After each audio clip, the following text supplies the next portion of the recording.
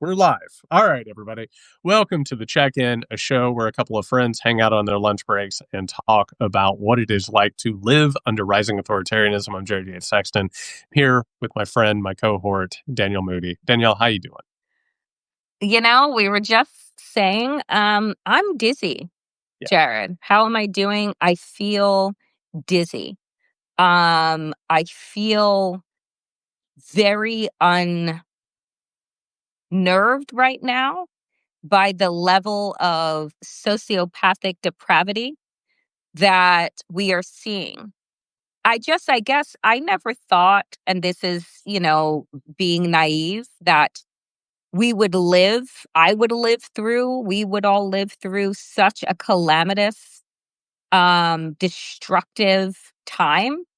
I kind of thought that history was about learning lessons so that you don't repeat them, and that with each generation, we evolve into better people.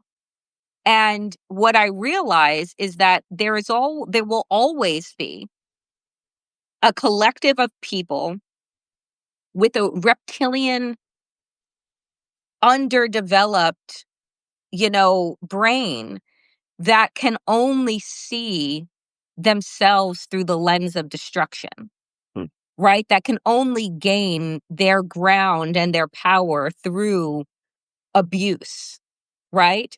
And I wanted to believe truly, and I still believe that there are more of us who are seeking higher vibrations, that are seeking community and connectivity, that are seeking collective humanity.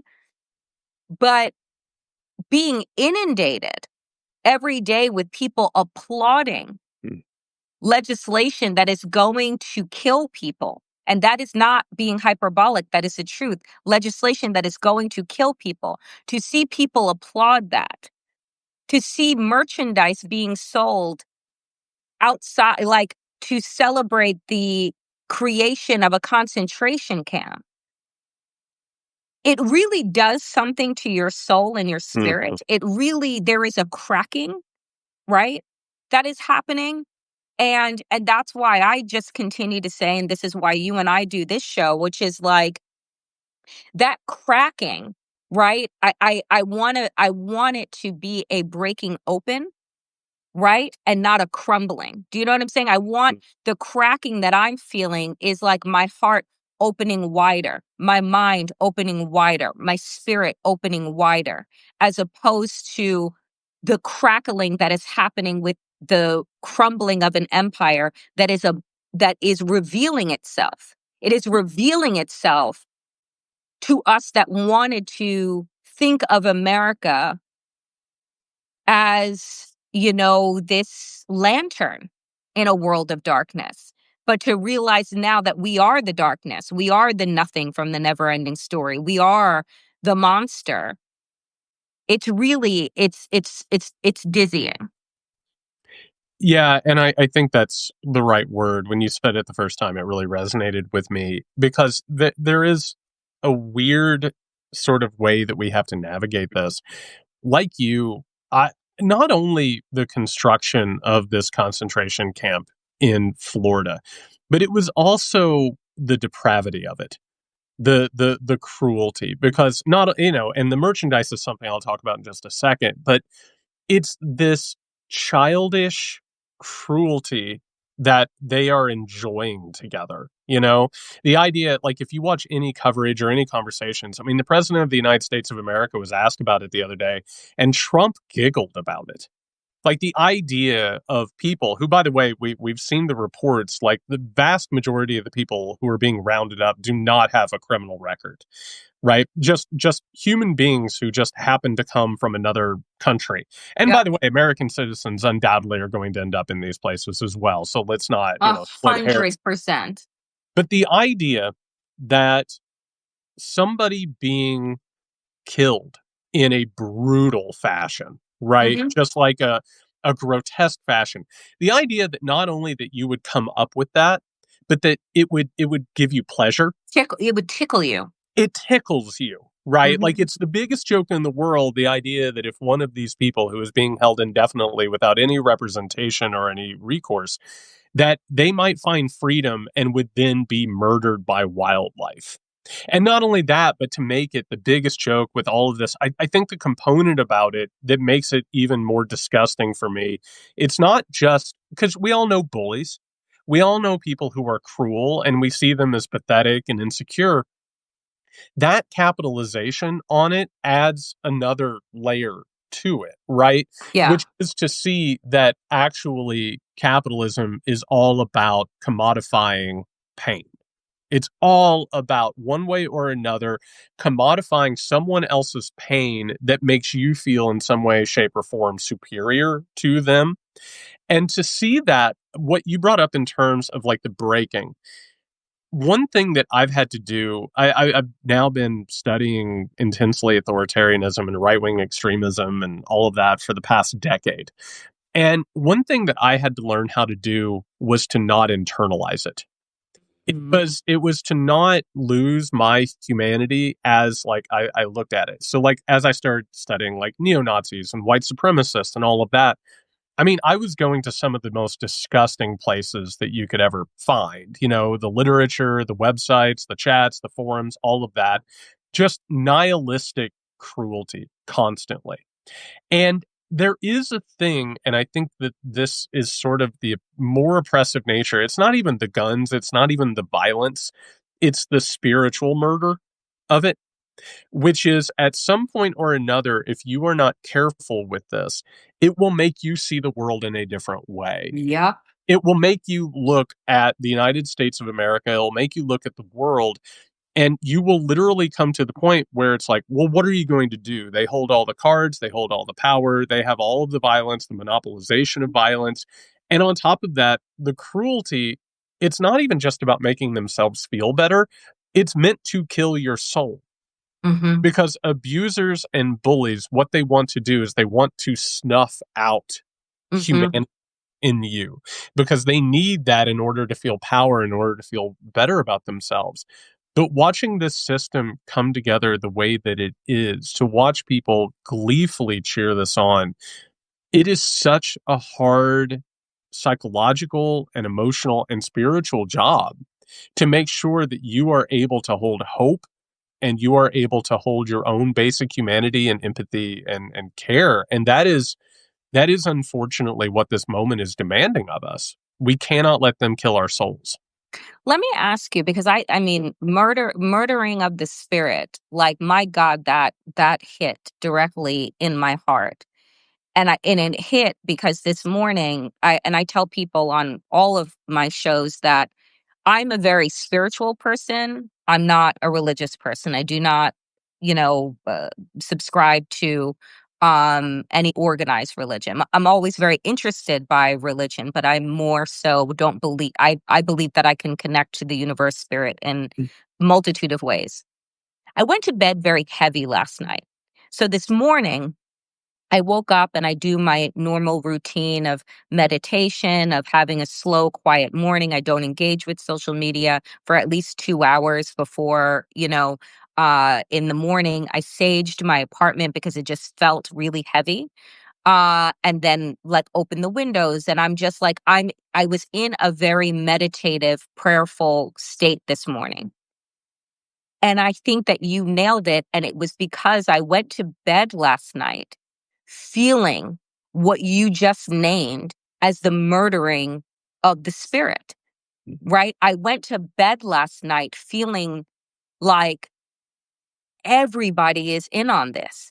Everybody is a part of this moral decay, and not only are they a part of it, it's like a fraternity. It is a sorority. It's one where they want to wear the shirts and the jackets and the emblems that show just how associated with this decay that they are championing it. And I had to lift the energy in my home and in my body because because of exactly what you said. The whole This is all pageantry. Mhm. It's not to say that it's not real, but the way that this regime is conducting itself is through pageantry, whether it's the military parade, whether it's de Satan showing off his concentration camp, whether it's Donald Trump in front of the helicopters, saying that he can deport Elon Musk or whomever it is that he wants, or we're going to look into X, Y. It's all about the pageantry of power and the pageantry of abuse. And I think that if we don't find whatever it is, whether your grounding comes from a religious practice, a spiritual practice, a nature practice, or whatever it is, if you don't find what that is, you will be swept up in the storm Yep. of their malignant hatred and not be able to know which side is up and down. So I ask you, Jared, like just shared what I did today for myself, what I try and do for my spirit. What are you doing to not feel obliterated? I and that's the big question because in the past it was still there, like it was still underneath the surface. Like for anyone who has spent, the last couple of decades as an adult in the United States of America, there's so much blatant cruelty and awfulness. And the last time that I felt this to this extent, it was during the war on terror. It Hmm. was during that moment where it was like, you looked around, you're like, "Oh my god, the entire collection of the country has lost its damn mind." And what I noticed back then was that a lot of the conversations that were happening in public looked like the conversations that my family had and my community members had when I was a child. I grew up in a very small rural Indiana town. Rampant racism, rampant xenophobia, Islamophobia, authoritarian instincts, people laughing and joking about cruelty. And there would be this sort of there would be a tone to it sometimes, Danielle, where people would laugh about just killing people in prison. Just take them out back and just do it. You don't need a trial. You don't need any of this stuff. Just and what I realized at that age by observing it was that I could be of two minds about it. Right. One was this feeling, and I think you put your finger on it. It's the idea of looking around and being like, everyone's in on this. Right. Yes. Yeah. Which there that's a defense mechanism, because what you need to do is protect yourself. What you need to do is make sure that you're not letting anybody come in who is going to surreptitiously hurt you, right? And that someone's not going to betray you, or someone's not going to, just really add to that soul death that we're talking about. And so we sort of learned these coping mechanisms to feel like I have to keep people out, right? Mm. Like, people are unsafe. And by the way, we're a couple days out from the 4th of July, the most like blatantly jingoistic day of the year. I mean, it's hard sometimes now to look at the American flag and not see Yes. it as a symbol, which it is, of white supremacy, oppression, and exploitation. So you go out, you look around, you're going to see people who are going to enjoy this holiday, and you look at them and you're like, what are you celebrating? Right? Like, why are you doing this? And, something like a MAGA hat is the most obvious thing. You see someone out wearing it and you're like, why are you on the wrong side of damn history? Why can't you see this? And what I realized was that when we've talked about warning signals earlier, like in an earlier episode of this, when you start feeling that, for me, it's like I start looking at everything and it starts feeling very heavy. It Hmm. it starts like, and it's not just one thing, it's multiple things. And all of a sudden my mind does this thing where it like speeds up and like, you and I are busy. We have time crunch, right? Like, your mind does the thing where it's like, what do I have to do next week? What do I have to do the week after? And suddenly, like for me, July 1st came around and I'm like, what am I going to do in September? What am I going to do in October and November? Right. And you Yeah. start to shut down, and like you Yeah. actually get to the point where you're not able to even do the things that you need to do during the day. And what I've realized, it has to be about mindfulness. It has to be about looking at the people who are doing this and having a moment where you think, wow, what heartbroken people these are.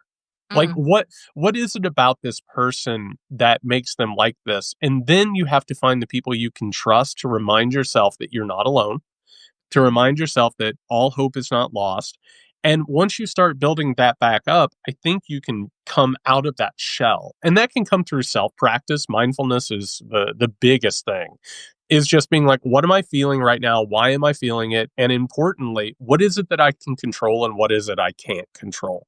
Which, if you don't spend time with that, it will overwhelm you in a way that you're never going to get out of it. I mean, some people fall into that and they're never able yeah. to live.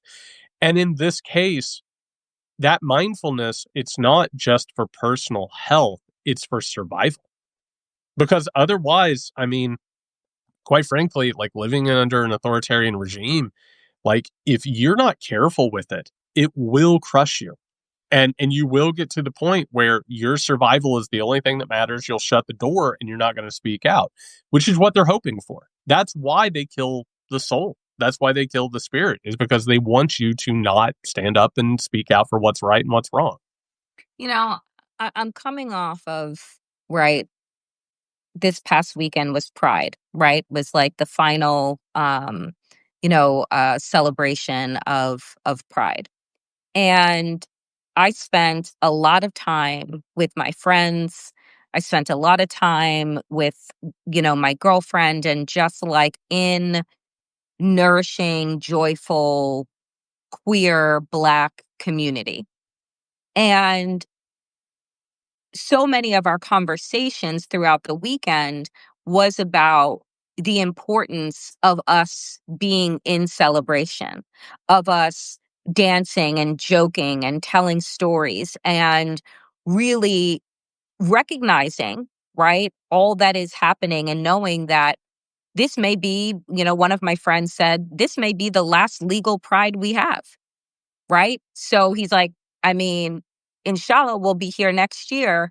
But like, if not, then we'll be underground trying to have the same, experience and connection and what have you. And I think that what's important in what you said about what the fear makes you do is want to shut the door, right? Yeah. What the fear and the grief makes you do is to shut the door and believe that everyone that you come in contact with is in on it.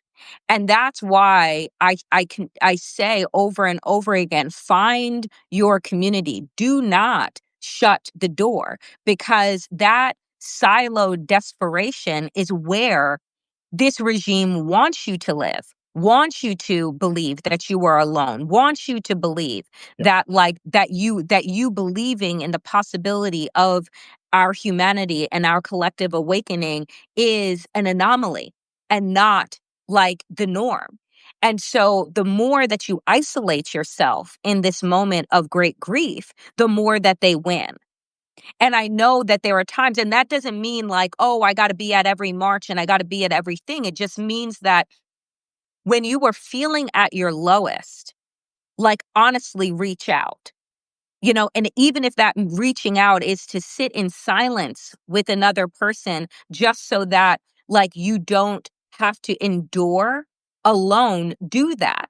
Because to me, I'm like, coming off of Pride and being in community, sandwiched in between the disgusting decisions that the Supreme Court had made in their final day of session on Friday, then coupled with the passing of this horrendous, odious bill, right? And sandwiched in between that was this beautiful moment and time of community dance and celebration. And if we don't have those things that ground us and continue to create opportunities to look forward to, however big or small they may be, then we get crushed in between those bookends, right? Of hate, of smallness, of brokenness. Because to your point, like, you only act in this way if you are a deficient, emotionally deficient human being. You only move in the way that these people are moving if there is some hole that is inside of you that you are too fearful to fill. So you fill it with the hate, right, of other people and to make you feel, to fill you up in some type of way. But knowing that they will never feel full because everything that they are taking in is just like it's like trying to hold on to wind, trying to hold on to air. And so I think that the more that we can create the conditions for our nourishment, the more that we can, like you said, observe what is happening without falling prey to the poison that they're trying to push out into the world. I couldn't agree more. And I want to give an example. This was a wild thing that happened to me. It was when I started going to therapy, like, more intentionally and more regularly. And, back before I did that, because I came from this traumatic background, I used to have this problem, Danielle, where, somebody would be kind to me, or somebody would pay me a compliment, or somebody would show me, just basic human empathy. And I couldn't hold on to it. You know what I mean? Like, it went away almost immediately, or someone would congratulate me on something, and I would explain it away. Do you know what I mean? They'd be like, Yeah. "Congratulations on this." I'm like, whatever. And I said to a therapist, I said, it feels like that when it comes to joy, for me, it's almost like that my place where joy should reside is an airplane hangar. Right. And it's, where with like doors on either side. And the joy would come in one door and then go immediately. Mm. And my therapist said, very matter of factly, shut the back door.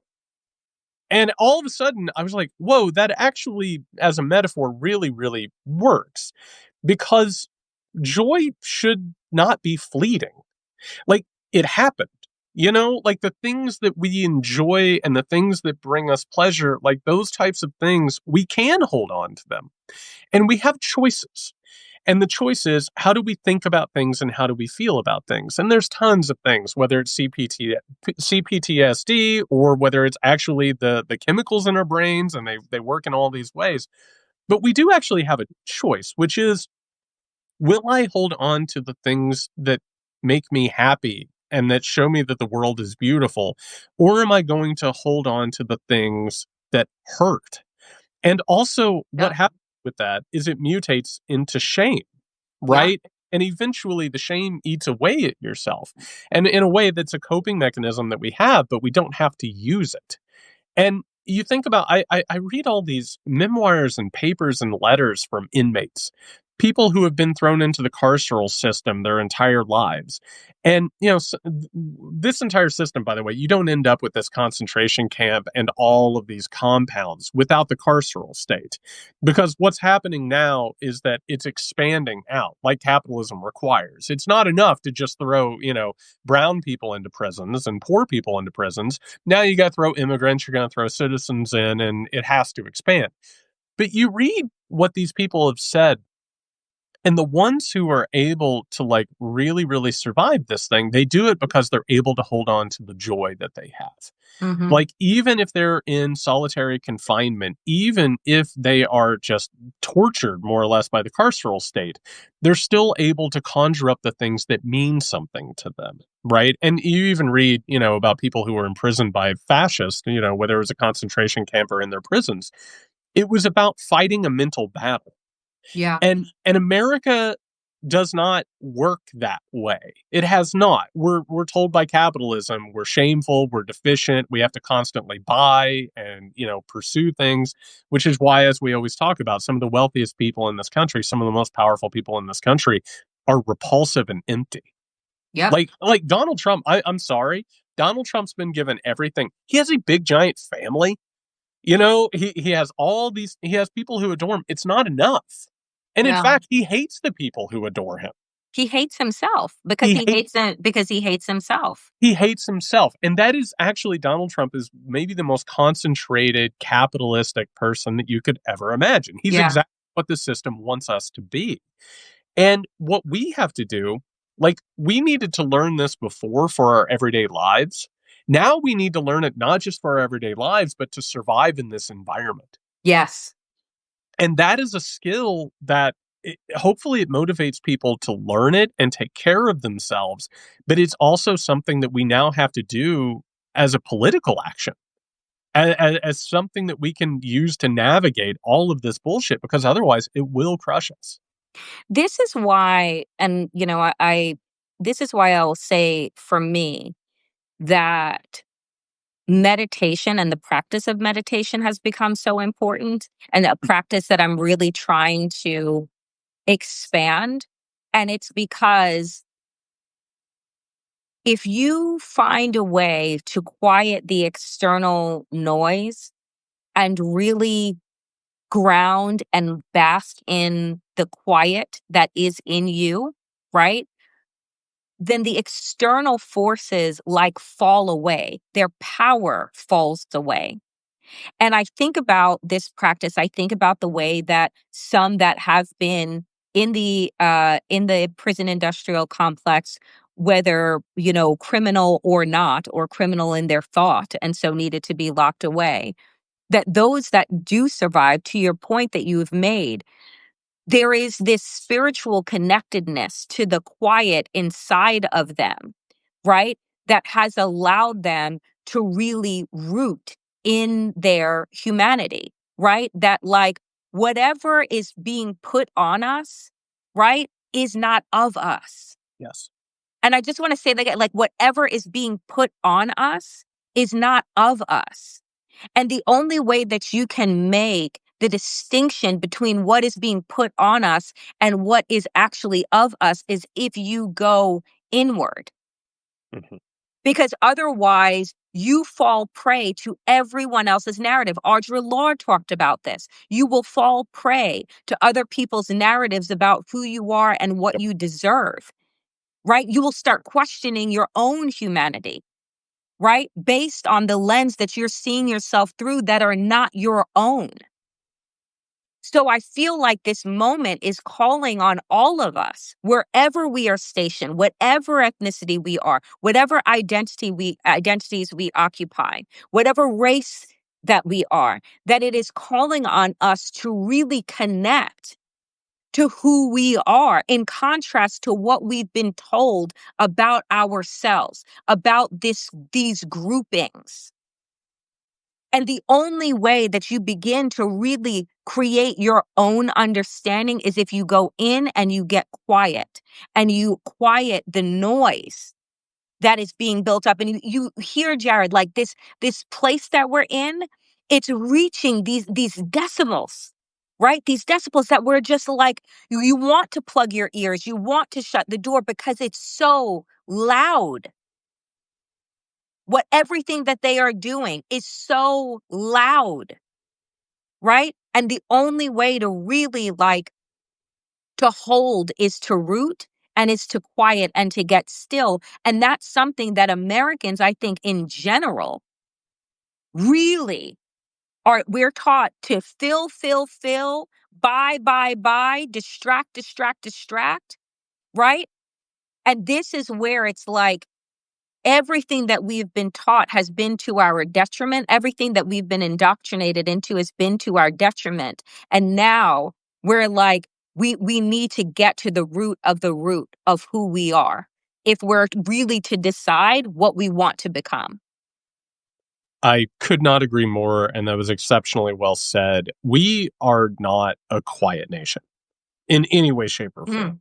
It reminds me a lot of, it's like an ant colony that gets agitated, right? Like something happens and it's just everybody starts moving very quickly. That isn't like the agitated state of America. That is the baseline state of America. Yep.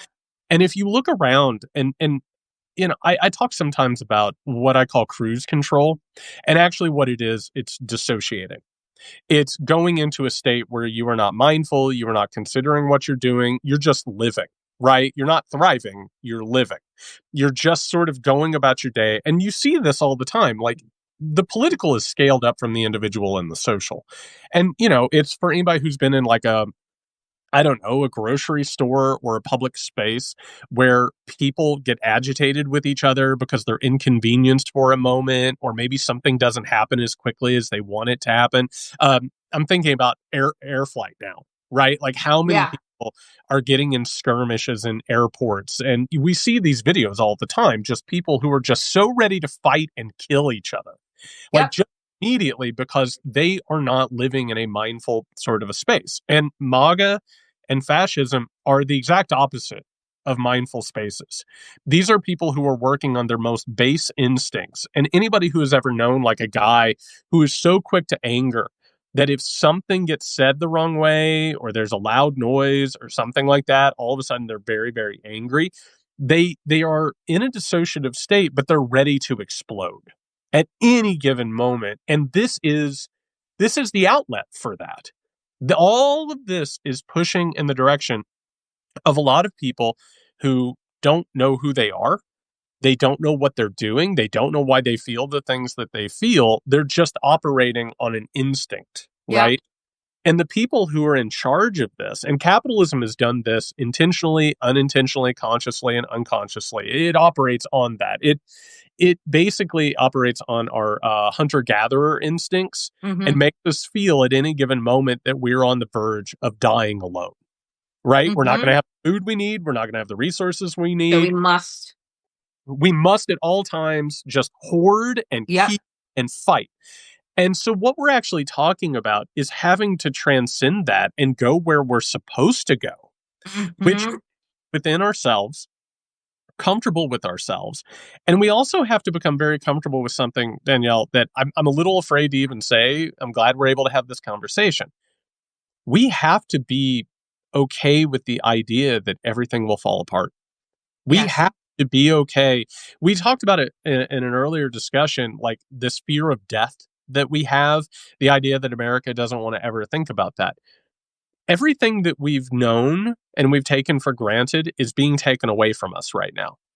And I do think that we're going to win this battle, but they're going to take everything they can.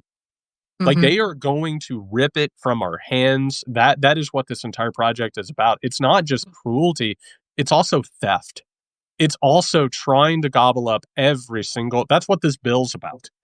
It is like another redistribution of wealth back to the wealthy.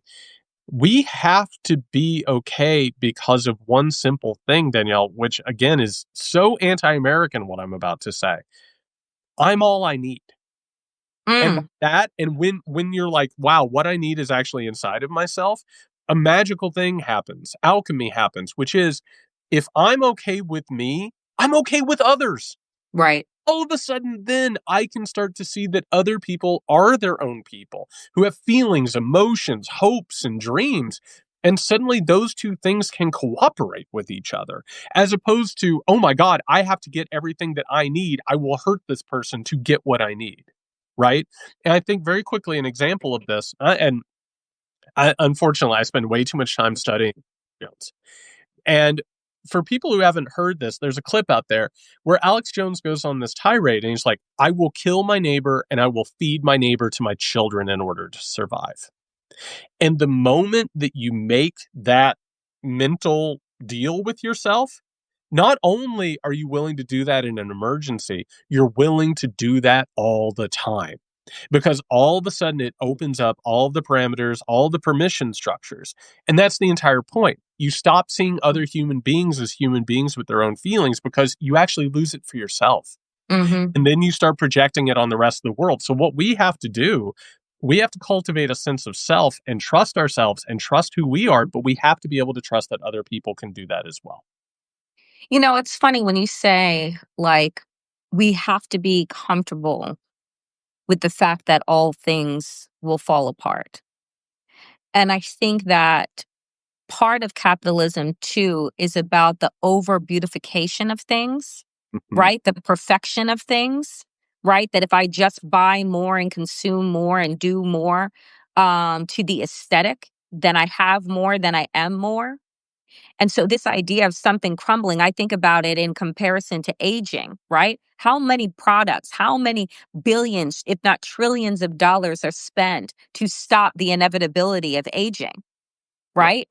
We don't embrace it, right? Everything is about a cream, a topical, a serum, a makeup, a powder, everything to conceal the inevitable, to conceal nature.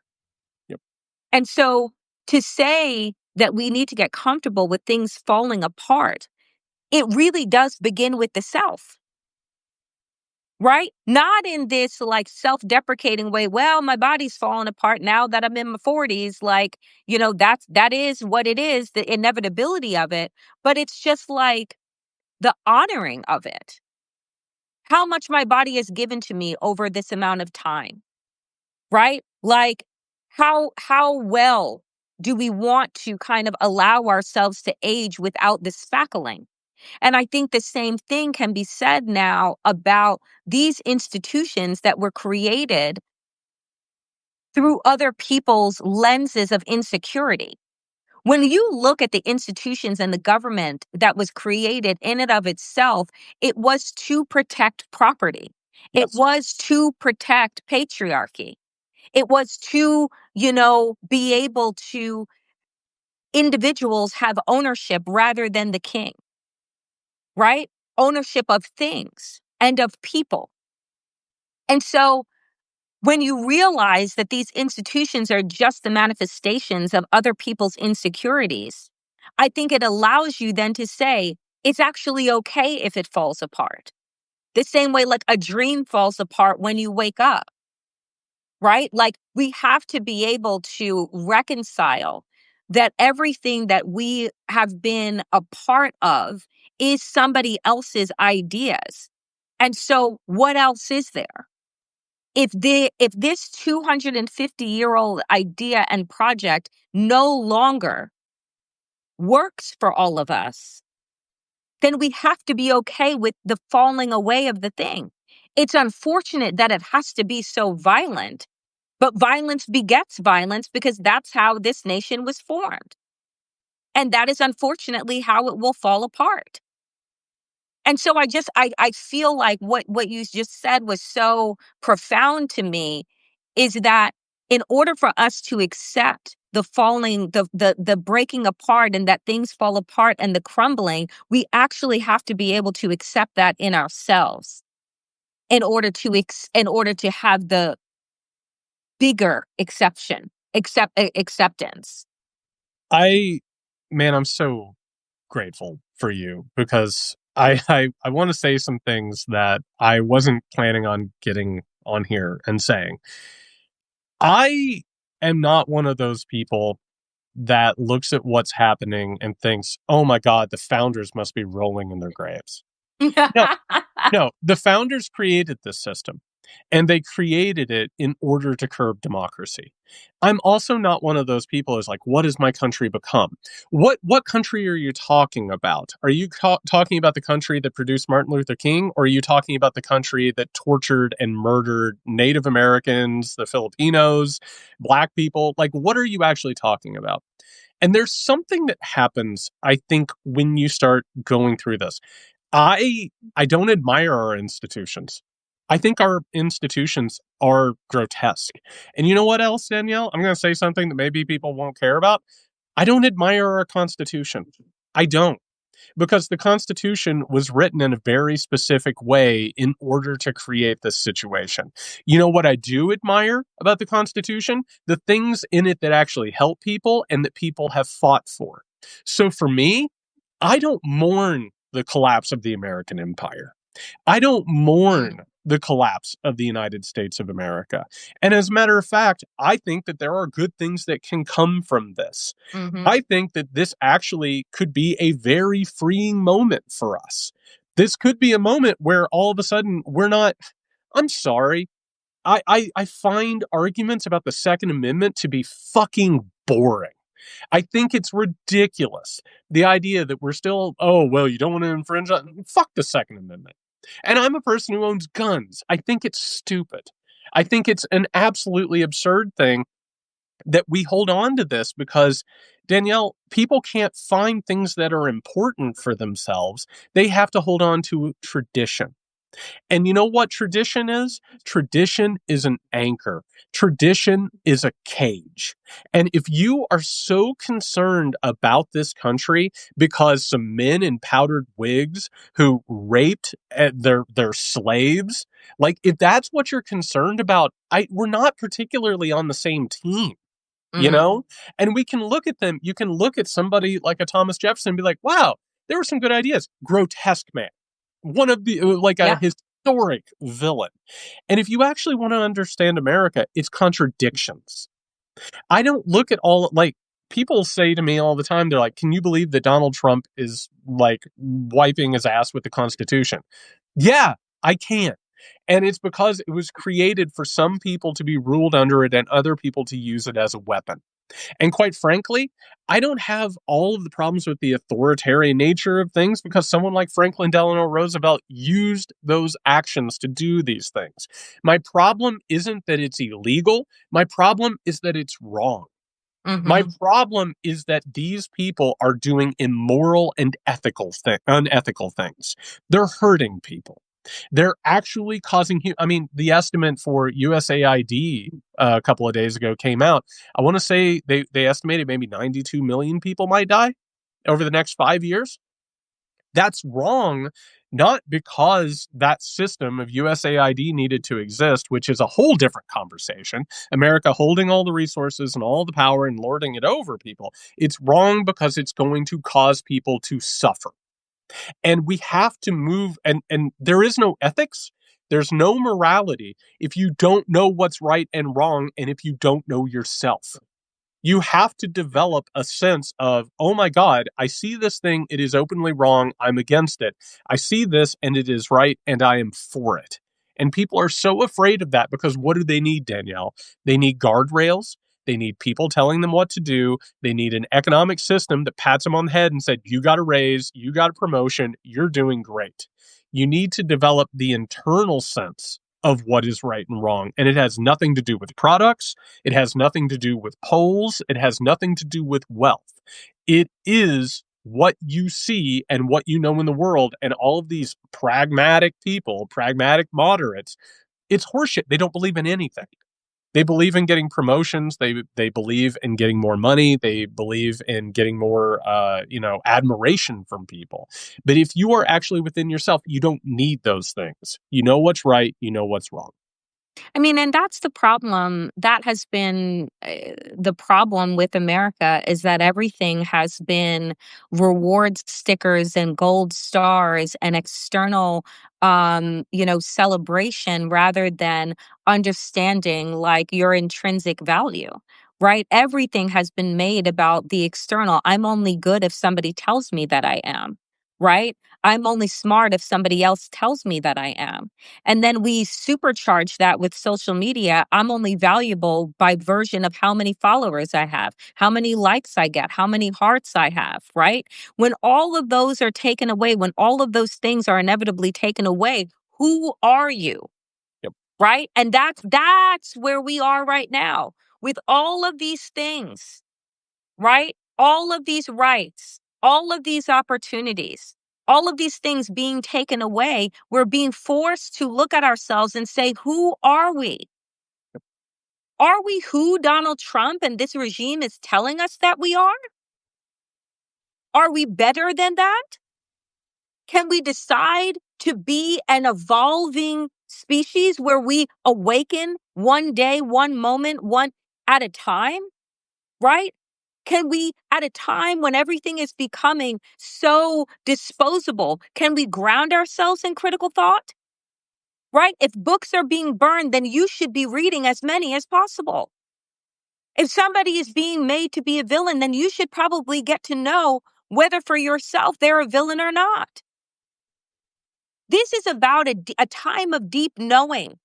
When the wool is so desperately trying to be pulled over your eyes and your ears are being plugged and they are telling you who you are and what you should think and how you should ingest and who you should be and how you should act. And if that is what the external forces are doing, which is what they are doing, then what is your response to that? It cannot just be matching shout with shout, right? It actually has to be matching shout with silence, right? Like we have to, in this, we have to. It is imperative for our survival for us to be willing to look at ourselves, to understand ourselves, to learn ourselves. Because when you are steadfast in that, you can't be wooed with the stereotypes, with the lies, with the discrimination, with the bullshit, with the fear mongering. You won't fall for it. So that's why everything is reaching this fever pitch right now, because there is a collective awakening that's happening where people are questioning deeply what they've been taught, what they've ingested, what they have spewed, and what they are seeing.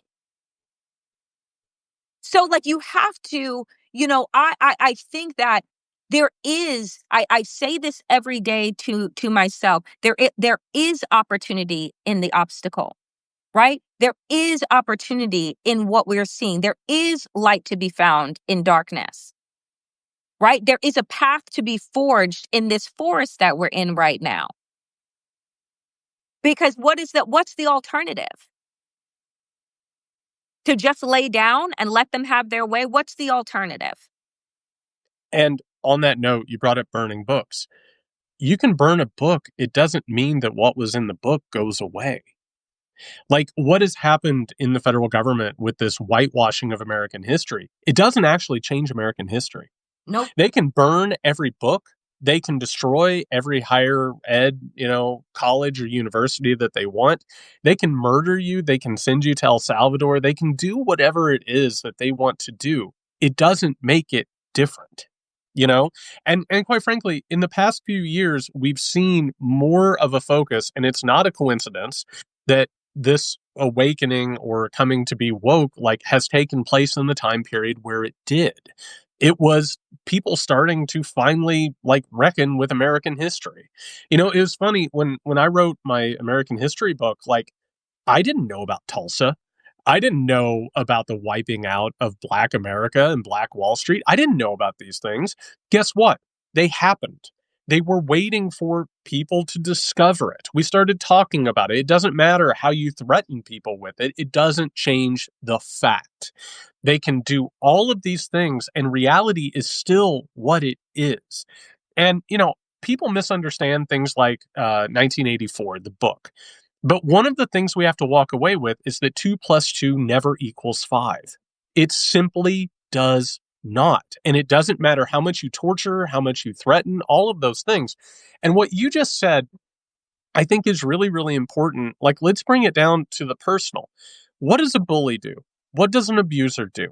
They know what it is that we worry about, right? Because they have learned to figure out exactly what it is, because we tell them. Mm-hmm. If you've ever had a conversation with somebody, I'm sure you have, and the people who are listening and watching have, people reveal what it is they're insecure about. Mm-hmm. Their looks, their wealth, their position, where they live, what they're doing. People reveal those things.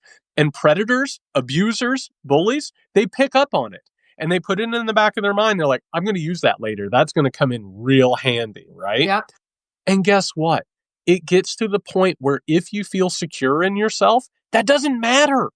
It literally doesn't matter because that weakness isn't there anymore because you don't believe that. And you have to be able, and this doesn't mean, and self-help, modern self-help is as big of a scam as MAGA because it's not about narcissism. It's not about believing that you're perfect. It's about having an accurate understanding of who you are, who you have been, and also who you want to be. We can all say, I've come up short. I haven't done everything I've needed to do, but that doesn't need to metastasize into death shame. That doesn't mean that I can't be better. Just because I wasn't as good today as I was the day before, it doesn't mean that I deserve a worse world. And what we're talking about with authoritarianism, fascism, but also institutions, those things are there to prop us up when we don't believe in ourselves, Mm-hmm. when we don't trust ourselves, when we're not actually trying to become better. That's why these people rely on them. That's why it's all about tradition, right? Well, that's not what the world should be. Well, it can be something better. Well, that's not what it is. Oh, okay. Well, great. I guess we'll just continue down this hell path. Right. You have to have the faith in yourself that all of this brutality and all this grotesquerie, that it doesn't kill you. Like right before we went on here, like, even something popping up in the news like Diddy not being convicted on these charges that everybody knows that he is guilty of. Like that, you can either look at that and say the world is broken and we're never going to have anything, or you say that's a miscarriage of justice.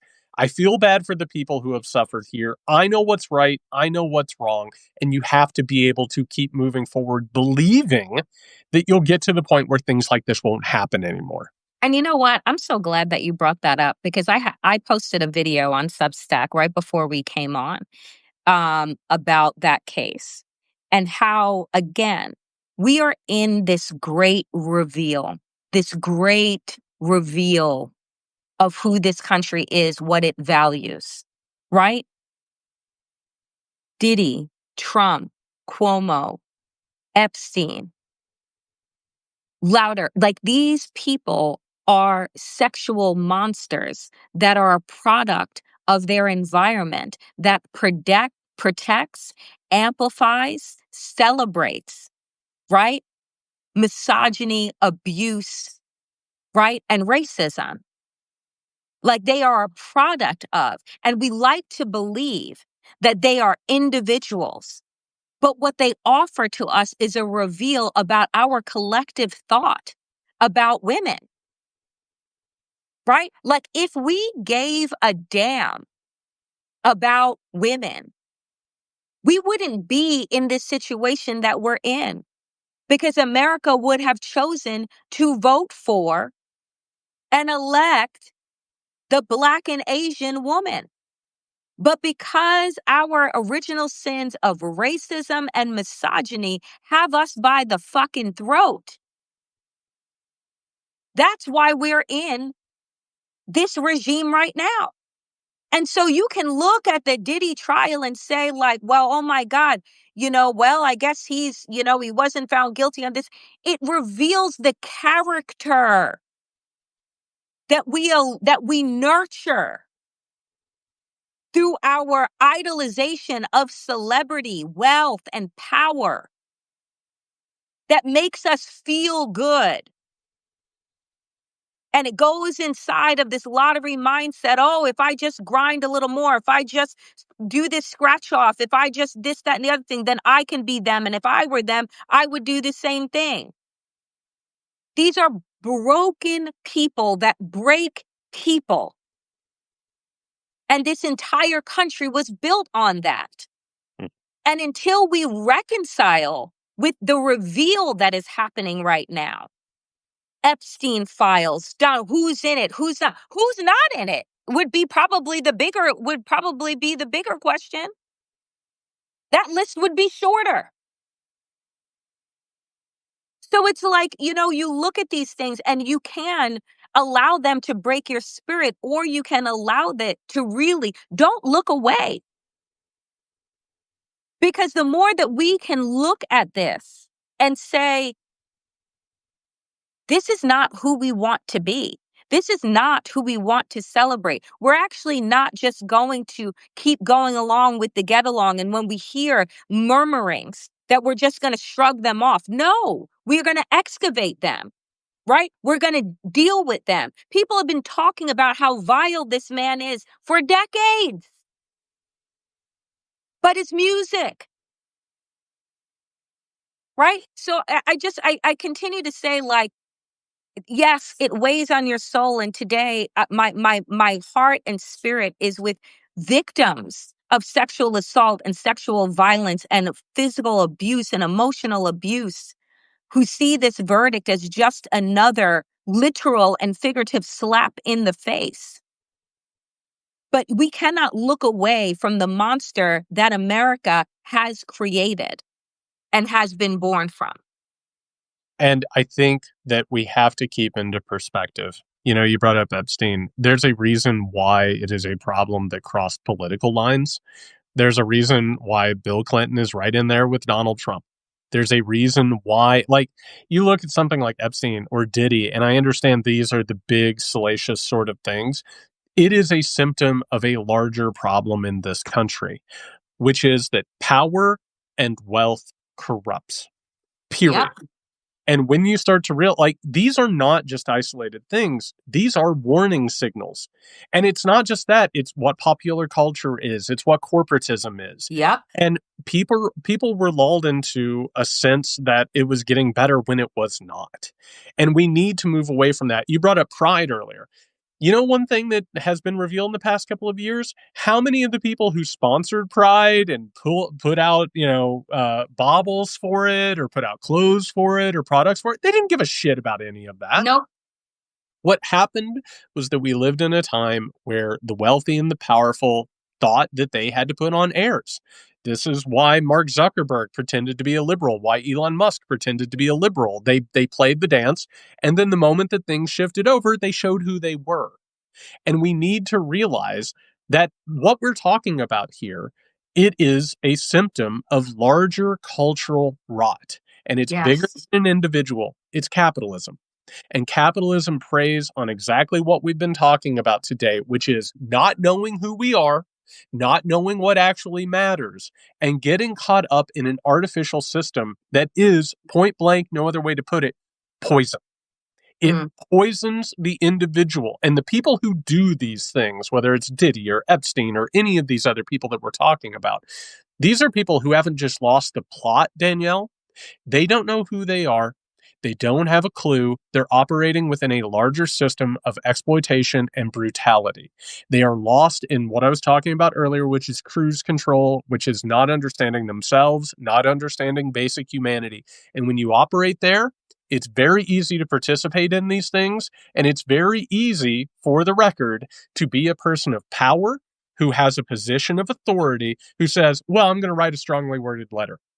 You know why? Because you're not actually worried about women. You're not worried about gay and trans people. You're not worried about the poor. You're not worried about immigrants. You're not worried about anybody who depends on you for your help and solidarity. What are Mm. you worried about? Holding on to your fucking leadership position. Yep. And this is not just the people who are the most obvious abusers. It's all of, and somebody just said in the chat, it's the enablers. Yep. It's people who swim right along with it. And that's just to reiterate what I said, Danielle. That's why I'm okay with this shit falling apart. Yep. Because to hold on to this and white knuckle it for everything that it's worth and want to keep hold of what's here, it ain't worth your time. It ain't worth your effort. Get busy building something new that actually we deserve. Because this shit, this was faulty from the very beginning, and we have to figure something else out. Amen. Amen. We have the ability, the power, if we connect with our purpose, ourselves, to create something that is different, not to reimagine, but to imagine in the first place what a better world, a better country, a better society could look like. When everything is wiped away, you see very clearly, right? How you can rebuild. And I think, again, if we look at the opportunities inside of the obstacles of this moment, right, we can fortify who we are to build what it is that we want. That's exactly right. Danielle, I couldn't appreciate you more. I needed this. My dear friend, you are you are a gift, you are a gem, and I thank you so much every week for us being able to get closer to the core of this with I'm you. so grateful for you, and I'm so grateful for this. And thank you, everybody. I know that these things are hard. I feel it. I know it. That, just because we talk about it doesn't mean that we don't suffer through it as well, which is why this is so important. Thank you, Danielle. I can't wait for next week. Can't wait for next week. All right, everybody. Talk soon. Bye.